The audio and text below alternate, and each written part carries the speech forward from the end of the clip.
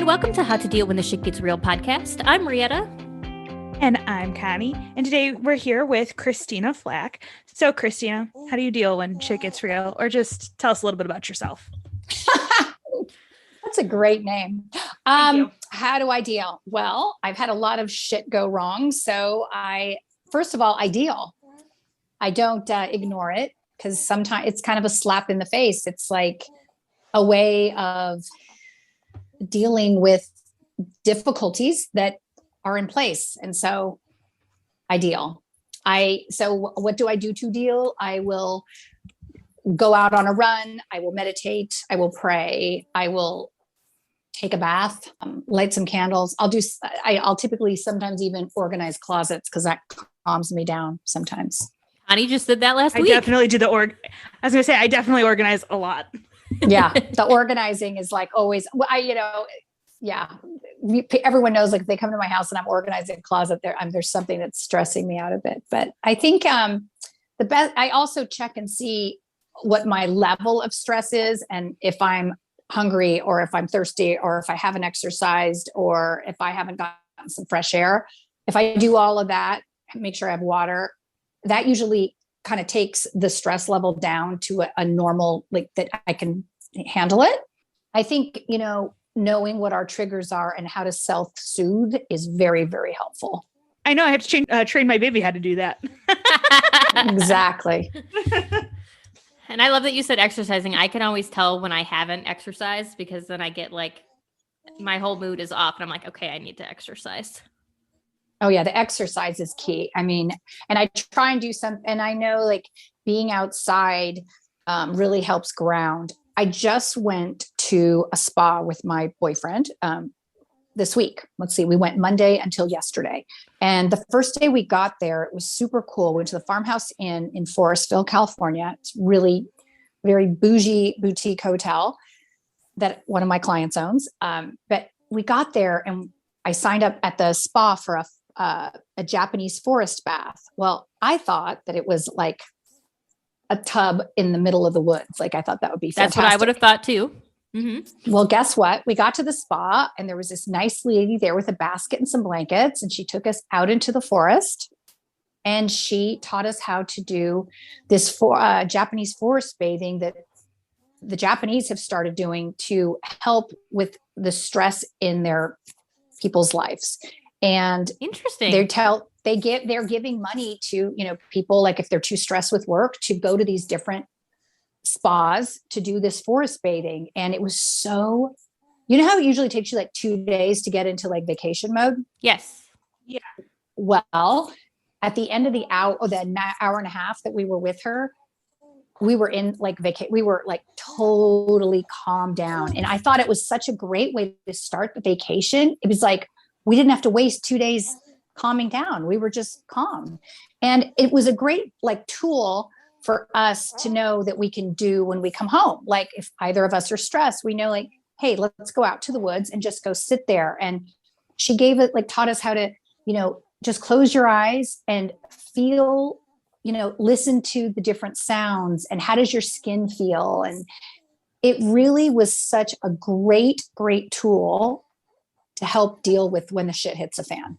That's so cool. I'm like super intrigued now. Now I want to go do this. Yeah, it's really, really great. It's really, really great. Well, that's so cool.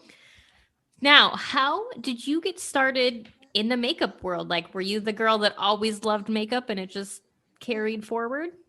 My first person that I did makeup for was my mother. My mom had been diagnosed with stage 4 brain cancer. Oh, and she was, so when she was going to go on a date with my dad, I just said, oh, Mom, let me do your makeup, even though I had no idea what I was doing and she didn't have a lot of products. And so I started doing her makeup and miraculously she looked so much better. But what really made me happy was how she felt on the inside. She felt better. And so that's what I love about my job It's just, it gives me the opportunity to make someone feel good on the inside as well as how they look on the outside. For sure. So what was it like working in celebrity makeup, and like, how did you make that transition from just doing anybody's makeup to celebrity? Well, so after that happened, I was young girl, probably like 12. I started working on my cousins and my friends, and then someone asked me to do a wedding, and then someone else referred me a job, and then I started working with different photographers, and then I miraculously had enough images to put together a portfolio to get an agent. And once I got the agent, that's kind of how it started, being able to work with celebrities. And I was trying to remember who my first celebrity was, and I can't even remember right now, but I just remember getting, my images getting into magazines and different newspapers. And it was really great. It's just kind of like, once you start doing that kind of work, the more you work, the more you work. And I have been really lucky. My agents have been great. And different clients have given me referrals to go work with other people. So it's a great job. Super exciting. Oh, so exciting. I mean, it still is to this day exciting. I have a new client. My agent told me I'm on hold for Sophia Carson. She's a Netflix actress and a singer. So cool. And, it's so fun. And then I did Rita Moreno in March for People Magazine, and had Tyler Florence has been my client for 15 years. And so we did a 6-week series called The Great Food Truck Race. It's on Food Network right now. Oh, yum. Yeah, it was so fun. And this was the first time that I have been able to travel with him to do a series. I usually do all his stuff around the Bay Area, but this was really, really fun. And I finished a show with Fox last month called, it just launched on the 20th of this month. It's called In Plain Sight, the Denver Airport Mysteries and Conspiracies. So that's on right now. Yeah. Yeah. I never realized that you would need an agent to do celebrity makeup, but that really makes sense. I was just like, oh, I don't know. Somebody just asks you, hey, your looks, can you do this person's makeup? I never realized, no, you need an agent and all that. So I learned something new today. No, you definitely need, there's agents for makeup artists, makeup and hair artists. There's agents for stylists, for photographers, and then obviously for the talent, for the actors and the models and different athletes and, musicians. They all have agents. So it's great. It just opens up the door to so many different opportunities. My agent calls and I just say yes. I don't even care what it is, because I know it'll be something fantastic. I love it. I love that you're just I don't care. Just yes. Mm-hmm. Yes. Yeah. He always says, don't you care? I'm like, no, I don't care. I'm awesome. Getting paid. I don't care. And it's fun to be able to go different. I love to travel. I love, Fox flew me to Denver for the show. With Tyler, we were back and forth for LA for 6 weeks, and it's fun. You just meet new people, see new things, and it never gets stale. It really shows how much you love your job. I can't imagine having a job that I do. I do love it a lot. And I love, I'm a CEO of Pretty Girl Makeup as well. So days like today that I'm not on a shoot, I am running my company. So it's a perfect balance for me to have, being an artist and being creative and just something stable and grounding, having my company. So yeah, I've created this life. I love it so much. So take us through the process of how you started your own makeup line. What made you be like, you know what, makeup, I want to make my own makeup line? Was it just shitty products you were using and you were like, you know what, after this, I want my own? What happened? It wasn't that. I was a mother of 5, and I was in a constant battle with my water bottle and the lip gloss. And it was water, lip gloss. It just was. And I just thought, there's got to be a lip gloss that isn't drying, that's long lasting. And I couldn't find one.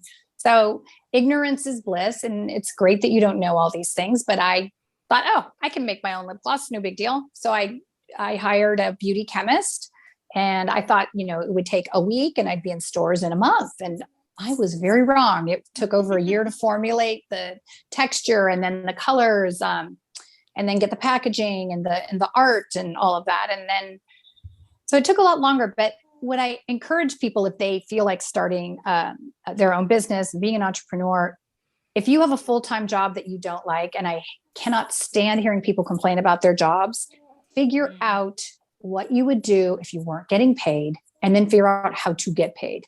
maybe you work for a big company, but then you really want to be a makeup artist. Well, on your weekends and after work, you start doing it. And then hopefully little by little, you can transition into doing it full time, but not to make it so drastic. You're like, oh, I'm going to quit my, $150,000 a year job and go be a makeup artist. So it would not be a wise choice. So I think that's great advice. Yeah, definitely don't jump in with both feet if you're not ready. No. And it really, it's a fun job. I love it so much, but it is a lot of work, and it's, weekends and long hours. It's not all just, meeting cool celebrities and getting on a plane. It's waking up at 4 or 5 in the morning. If you want to get a workout in, or being on set, and you're on your feet all day, and it's intense, but I love it. I truly do. So how did you meet your husband? I met my husband on Facebook. Oh. And through friends, actually. Yes. And we were pen pals on Facebook for, my goodness, like a year and a half before we met. And then we met, and we were married in 6 weeks. Oh my gosh, I love it. Yes. I love that you guys were like pen pals. It's like old school, like writing love letters. That's wonderful.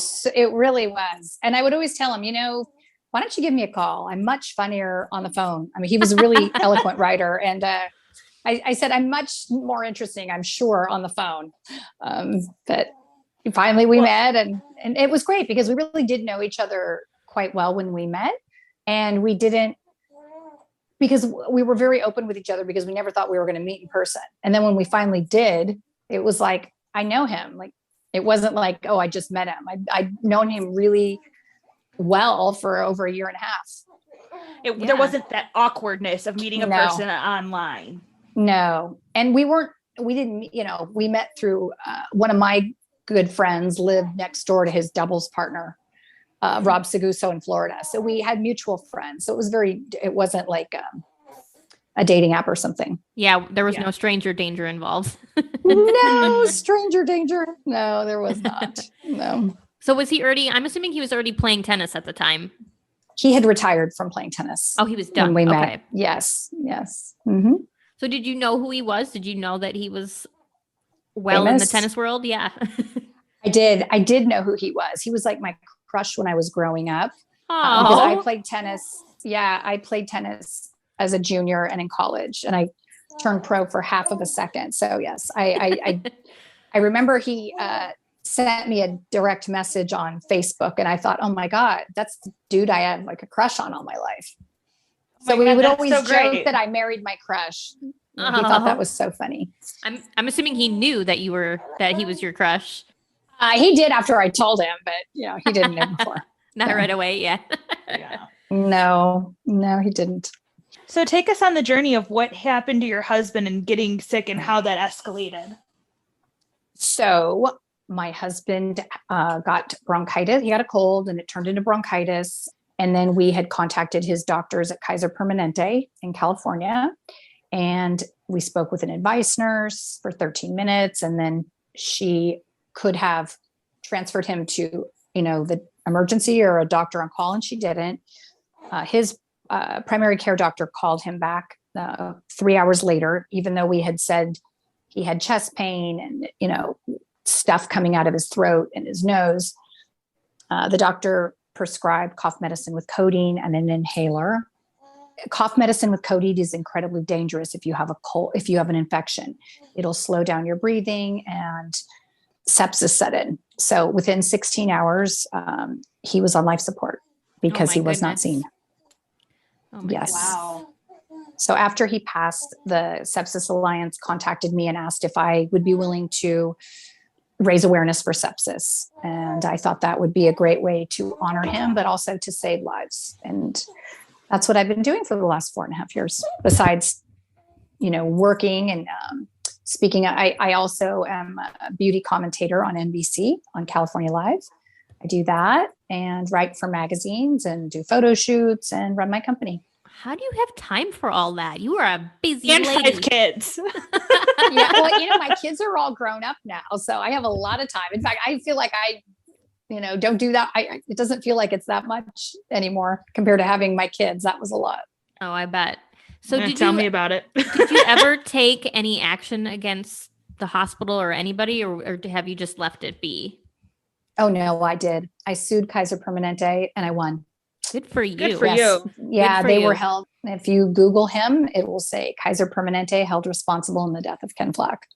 Good. So it took 4.5 years, but we won. And I really wanted there to be change in their medical system because, they factor in loss of life. They encourage their doctors not to see their patients. And I want there to be change. I think doctoring needs to be done the old fashioned way, and people need to be seen. Oh yeah. That's why when I was looking for a pediatrician for him, and at first I was like, oh, I'll go with the pediatricians that also visit the hospital he was being born in. Mhm. And then I called them and I could never get anybody on the effing phone. And then I went back to like the list I was given. That's ridiculous. And I was like, this, I like looked them all up or whatever. And I was like, nope, we're going to do Downers Grove Pediatrics. And I have never been happier because this guy, his doctor, has made room in his schedule every single month for him, even though he's been overbooked. That's what you want. And I've also never had to wait. That's really great. It's super important. And I think, another lesson would be we trusted our doctors so much that whatever they said was it. And you really have to trust your, if you doesn't feel or sound right to you, you need to get a second opinion. And I think that's super important to do. Oh my God. I've been trying to get my mother-in-law to get a second opinion for months, and she has not done anything. And I'm like, I know it's very frustrating. It's very frustrating. I know.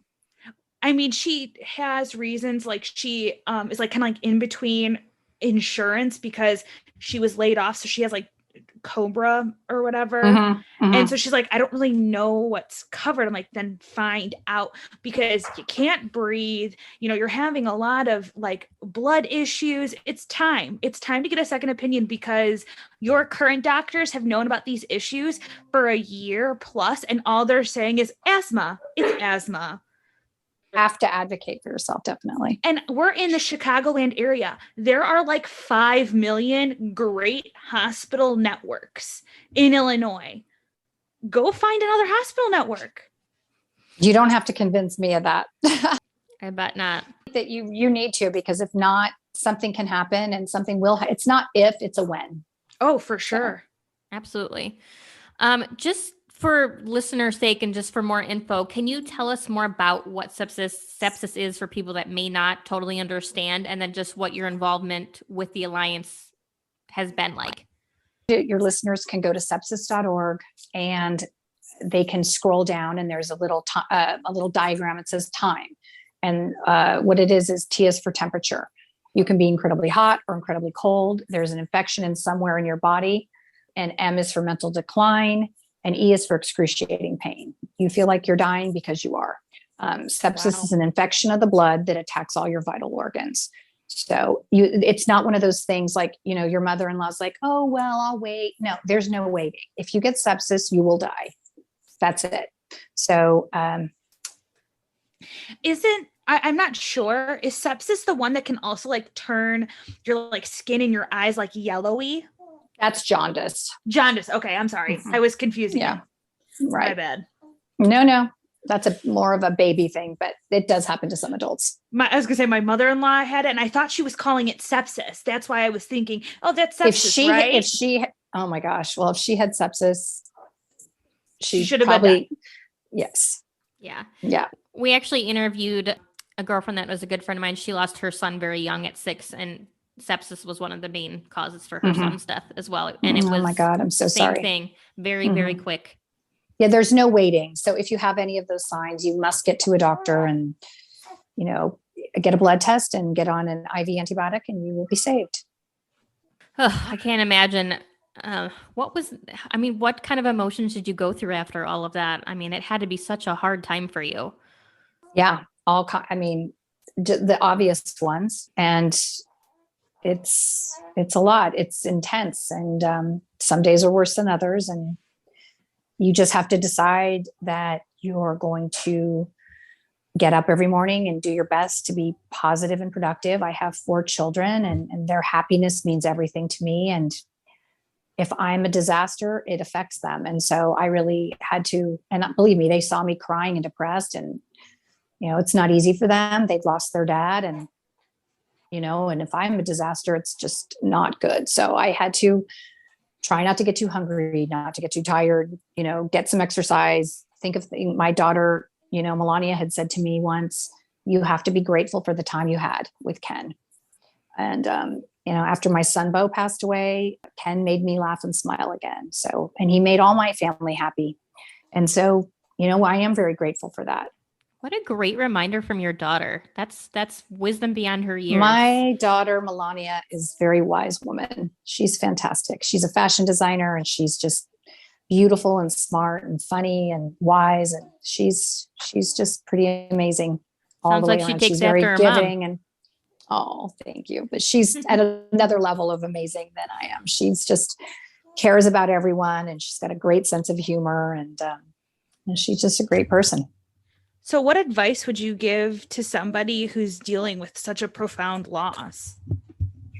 Well, I would say at the beginning stages, I remember I kept thinking, I just want to feel normal again. I kept saying that over and over. And what happens is you need to find your new normal. Your old normal doesn't exist. And I think that was probably the hardest thing for me to get used to, is the normal I had with Ken, the safe, happy, loving feeling I've had with him was no longer there. And I remember my agent booked me a job. My agent called and said, what can I do? And I said, just get me on a photo shoot, because that's always my happy place. And I thought, as soon as I get on set, I'll feel like my old self. Mm-hmm. Yeah. But it was it was 7 days after he had passed, and it couldn't have been further. It was a disaster. I mean, I did it. I was professional, but it didn't make me feel any better. Oh man. But it just took a long time to figure out what made me happy again by myself, because my kids were all away at college except for my little one. And I worked out every day.